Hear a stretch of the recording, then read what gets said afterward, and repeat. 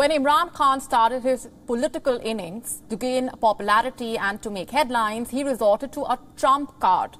When he raced to become the Prime Minister of Pakistan in 2018, he resorted to the same trump card. And now, in 2022, when he is close to losing his chair and power, he has done it all over again. And that trump card for the Pakistan Prime Minister is Kashmir. Imran Khan is facing a massive revolt. He is possibly staring at an exit from power. The number of lawmakers drifting away from the PTI only increasing with each passing day. Imran Khan resorted to warnings and threats to stop the defectors. But when nothing helped, he is back to raising Kashmir. This time at the OIC, Council of Foreign Ministers, which is underway in Islamabad. While speaking about the need to tackle Islamophobia, Imran Khan attempted to equate the Palestine crisis with Kashmir. This is what he said. One is Palestine and the other is Kashmir. Honorable Foreign Ministers, we have failed both the Palestinians and the people of Kashmir. I'm sad to say that we have been able to make no impact at all. They don't take us seriously on core issues. I am asking the OIC that unless we have a united front, we will keep these abuses will happen. The crucial OIC meeting coming at the beginning of a week that could decide Imran Khan's political future. He is walking on thin ice and is very close to failing as a national leader. But ignoring the domestic political crisis, Imran Khan chose to project himself as the voice of the Muslim world. Calling the OIC a divided house, Imran Khan said that 1.5 billion Muslims have failed to solve the issue of Kashmir and Palestine. We are a divided house, and those powers know it. We are 1.5 billion people, and yet our voice to stop this blatant injustice is insignificant. We are not talking about conquering some country.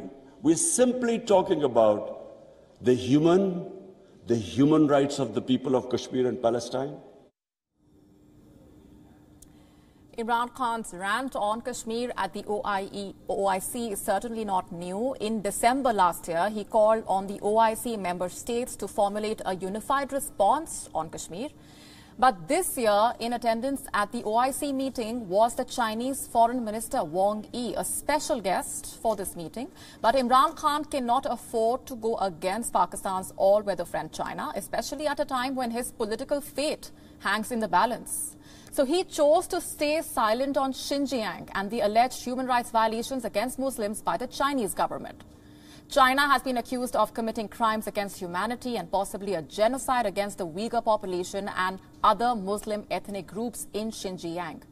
Human rights groups say over 1 million Uyghurs have been detained in camps against their will, and hundreds of thousands of them have been sentenced to imprisonment. There is also evidence of forced labor and sexual violence.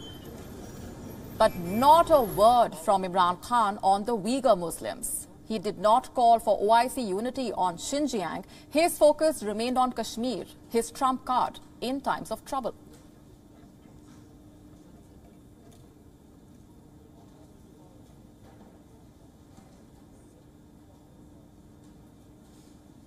And the political turmoil in Pakistan has reached the country's apex court. Stunned by the increasing number of defectors, a desperate Imran Khan has been trying to seek the Supreme Court's intervention to wriggle out of this crisis.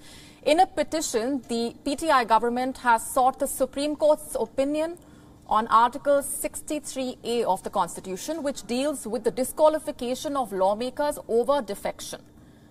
The Imran Khan government asked the Supreme Court to advise if it could seek lifelong disqualification of the defectors from the ruling party. The top court today formed a 5-member larger bench on the matter. Names of the judges who will constitute the bench are yet to be finalized. The government's petition coming days after several PTI lawmakers who had been in hiding at the Sindh House in Islamabad revealed themselves, proving that the opposition's claims of winning some members of the ruling coalition were indeed true.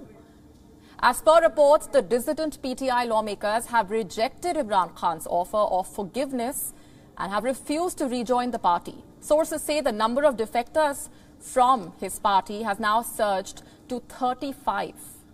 The Pakistan Supreme Court is hearing another plea. It was filed by the Supreme Court Bar Association and seeks the court's intervention to prevent anarchy ahead of the no-confidence vote.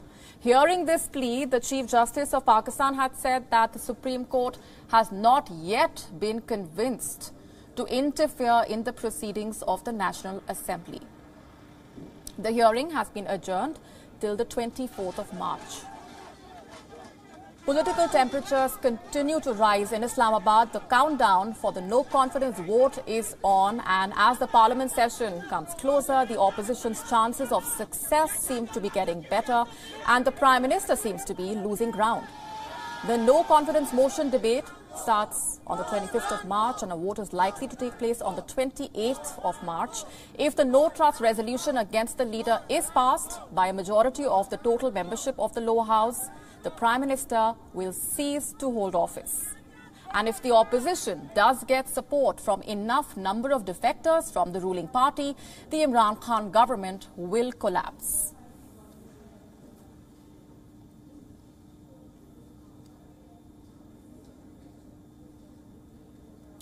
With us on the broadcast is senior journalist Emma Shaheen, joining us from Lahore.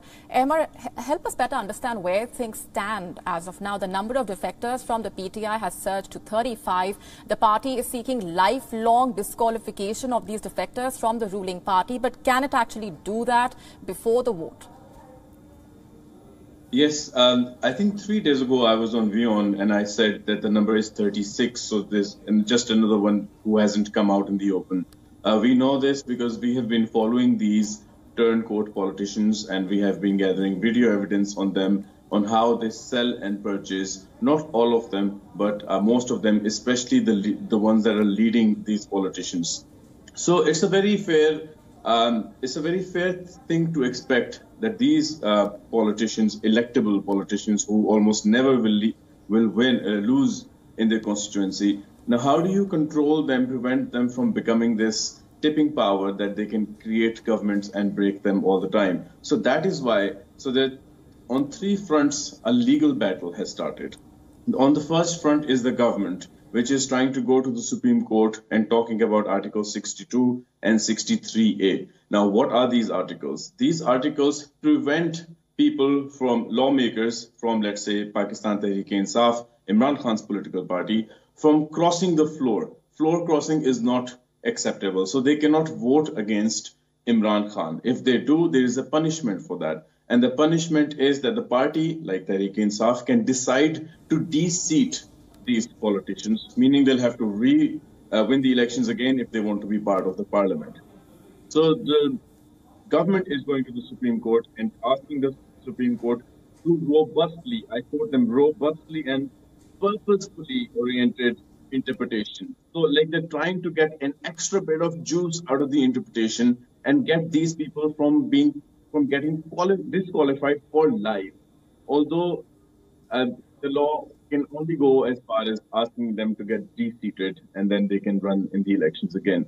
So now the legal experts are on one side, that of course something that's not written in the law cannot be just reinterpreted by the Supreme Court, and Supreme Court is not going to take that kind of risk and reinterpret something which isn't even there in the law. The Supreme Court may, however, give them this leverage that they gave to the Chief of Army Staff extension case, where they've asked the government to go and change the law if they want a certain kind of judgment. That's how the Chief of Army Staff got his extension of his job. So that is the most the Supreme Court can do, but it doesn't feel like the Supreme Court is actually in the mood of granting that. The Supreme Court, however, did say that even when we listen to the 62 and 63A for permanent disqualification, we need to make sure that the constitutional steps of a no confidence motion in the assembly have to be followed. You can't say that we're waiting for the outcome of this court. The constitutional steps have to be followed, but they're not being followed. The speaker is not following them so far and not giving the indication that he means to follow them. And this is the second legal front where the opposition parties, not directly through the Supreme Court Bar Association, but they are representing this narrative that the Speaker of the Assembly, whose constitutional duty it is to start the session of the no confidence motion, the Speaker is actually breaking the Constitution, and obviously Article 6, treason applies to any such person who persistently does that. So the opposition is going with their guns blazing against the government representatives. The Speaker is supposed to be neutral, but the Speaker is right now taking care of the requirements of the government. And very quickly, the third party being the Supreme Court Bar Association, that does not want the system to derail, that does not want violence as a result. So these are the legal points the legal battles are taking place.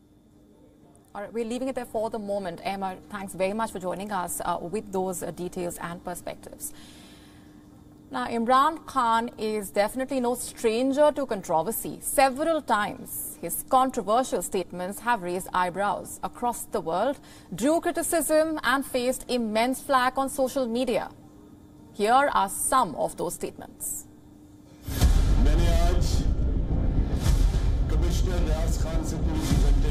Germany and Japan killed millions of their civilians until after the Second World War. They decided that they would have on the border region of Germany and Japan, they had joint industries.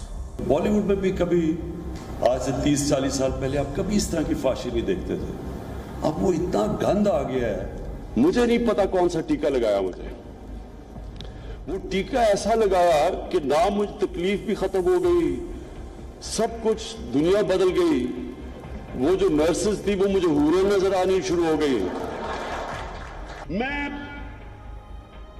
Bilawal Bhutto साहिबा की तरह मैं कोई कागज की पर्ची पे नहीं आया था कि जी मुझे वालदा ने जायदाद में पार्टी दे दी है. तो मैं इसलिए नहीं आया था कि टमाटर की क्या कीमत है और आलू की क्या कीमत है. मैं इसलिए आया था कि मैं पाकिस्तानियों को एक कौम बनाना चाहता था. और ये जो सोशल मीडिया है हमेशा के लिए आपके नाम के साथ लग जाएगा कि आप ज़मीर फरोश हैं. आपके लिए शादियों में जाना मुश्किल हो जाएगा. आपके बच्चों से लोग शादियां नहीं करेंगे. WION now available in your country. Download the app now. Get all the news on the move.